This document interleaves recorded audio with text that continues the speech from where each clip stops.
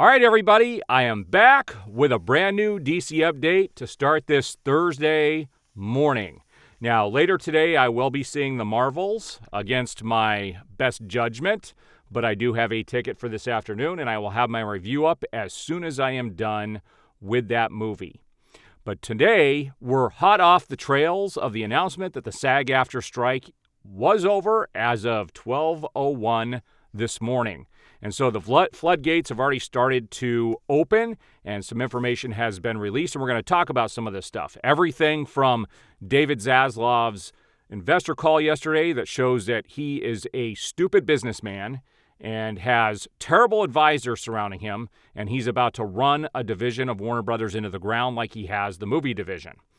We are also going to talk about the billion-dollar movie that Warner Brothers left off the table and still has, just kind of tucked away. And we're going to talk about the release of Superman Legacy and what the expectations are. So we have quite a few things to talk about this morning. So let's get started. So the first thing I want to talk about here is Christopher Nolan. Now, Christopher Nolan and Ridley Scott are my two favorite directors. And we just had Oppenheimer by Christopher Nolan, which was an amazing film. And then we have Napoleon coming out from, Ridley Scott later this holiday season, and I am looking forward to seeing that movie, and we'll be seeing it and doing a review on it. Now, Christopher Nolan had a Variety interview the other day where he was criticizing Hollywood in general and their decisions, and we're going to look at a couple of things from Christopher Nolan. He said part of the craziness with the labor negotiations this summer has been the studio sitting there and going, well, we can't pay you because we don't have enough money, Nolan says. To which the answer is, well, you don't have enough money because you're not managing your business correctly. And that seems to be a direct jab at Warner Brothers Discovery. You're not getting the same amount of money for your product that you were before. The shift to streaming has disrupted the entire industry and created problems for everybody. And I would agree with that. It seemed like a great idea during the pandemic because people needed to do something at home, but I don't think they should have ever released these movies in the homes for people to watch. I think films should be seen on the big screen, and this did hurt the industry as a whole and continues to hurt it today. Just another, I always said when the shutdown hit with the pandemic that it was going to cause problems for years to come, and here's one of those problems. And he's right. But then you have studios like Warner Brothers and Disney just making bad decision after bad decision after bad decision and turning away from their customer base. And yesterday at the investors call, David Zaslav was doing more of that, and we're going to see that here in a few minutes. But there's one other slide I want to look at in regards to Christopher Nolan. So this is also from Variety. It says, Christopher Nolan thinks that Hollywood's decision to push a streaming model above all else caused the writers and actors unions to strike this year, because they weren't earning the same type of royalties they once did. So it goes into that same quote as before. Now, he also came out and said that he would be willing to work with Warner Brothers again.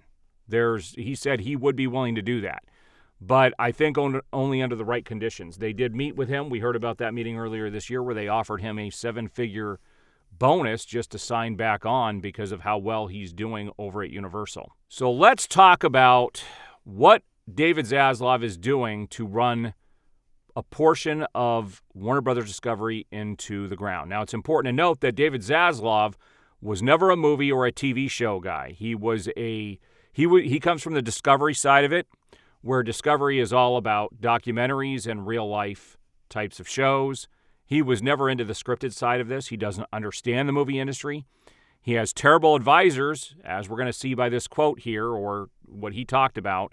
And he's just going to continue to now run the video game segment of Warner Brothers Discovery into the ground. Now, we all know that James Gunn said that all the DCU stuff is going to be basically in line with each other, from games to movies to TV shows.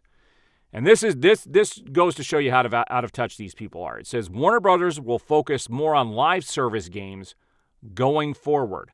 Our focus is on transforming our biggest franchises from largely console and PC-based with 3 to 4 year release schedules to include more always-on gameplay through live services, multi-platform, and free-to-play extensions. with the goal to have more players spending more time on more platforms. Ultimately, we want to drive engagement and monetization of longer cycles and at higher levels. We have put specific capabilities. We are currently under scale and see significant opportunity to generate greater post-purchase revenue. That tells you everything right there. Greater post-purchase revenue. Microtransactions, people. This is what David Zaslav thinks the future of DC games are. And not just DC games. This would include Harry Potter. We know that Harry Potter Wizarding World game just came out, and this is what he's talking about. Games that will continually have people dig into their pockets to get bigger and better purchases through the games. This is what he thinks the future is going to be for Warner Brothers Discovery. It is a fact that most gamers, I would say almost all gamers, traditionally and largely despise microtransactions.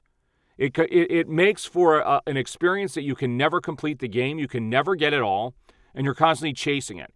I'm one of those people that refuses to pay for microtransactions in these games. I'll play what's given to me through the purchase that I made, but the only thing I will buy are extra things that they do, like the season passes where they have even more levels and extra things coming out after the main part of the game is done. You know, those Arkham Knight games were amazing, and the extra stuff they gave you at the end felt like a bonus and it was worth purchasing. But the stuff he's talking about are the games that are always live with people coming in and out and making microtransactions. This is what he thinks the future of gaming is supposed to be. And this just goes to show you that he is surrounded by people who don't understand who their fan base is. It doesn't matter if you take these IPs and you do this with it. It's not going to be as successful as if you gave them games like the Arkham Knight trilogy. Why not do both? Get the best of both worlds. But see, they won't do that because he is not a savvy businessman. So let's talk a little bit about Superman Legacy. Superman Legacy is now eyeing to begin filming in March of this coming year. So they are still expecting a November of 2025 release on this show.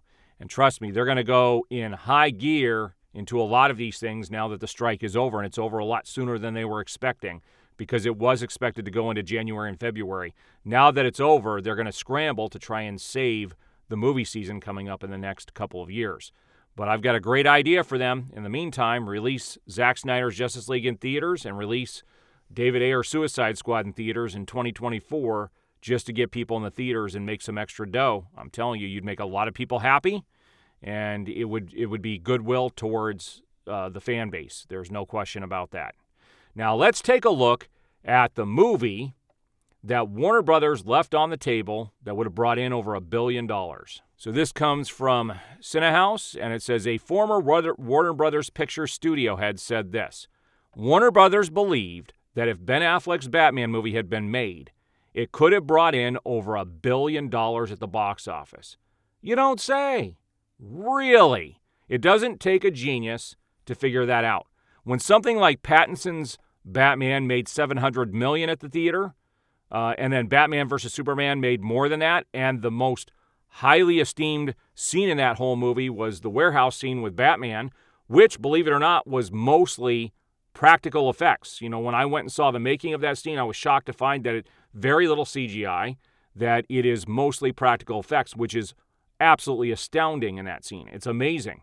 And to think that we could have gotten a movie with Deathstroke and him and that Warner Brothers left this on the table, it's one of those decisions that leaves you scratching your head just at the stupidity of the people who were at the head of this company. And it's worse now. They're not even looking at stuff like this. They're going forward with a man who has never done anything epic and has never proven himself to be the person that he needs to be to bring these DC properties up to the level that they should be. They've missed the boat, and it's really sad to see as a fan. As a fan, I wanted so much more from these characters that were introduced 10 years ago and 8 years ago. It would have been great to see them in more epic of a scope type of film like the Batman movie was supposed to be. Maybe one day we'll see it. Hopefully. I'm praying that one day that will happen. All right, now if you aren't already subscribed, make sure you subscribe and hit that notification bell. In fact, please like this video, share it. I'm going to have a lot of stuff coming up in the coming months with all the information that is going to be coming out.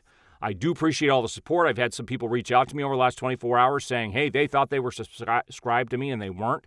Like YouTube is unsubscribing people. So you want to double check. If you think you're subscribed, you may not be. They may just be showing you content that is, in your interest group. And if you haven't subscribed, you will miss something guaranteed coming up in the future. There's no question about it. There's going to be a lot of content coming from my channel, and I do appreciate the support. I am quickly reaching that 10,000 subscribers number, and I appreciate all the support up to this point. We will see you on the next video.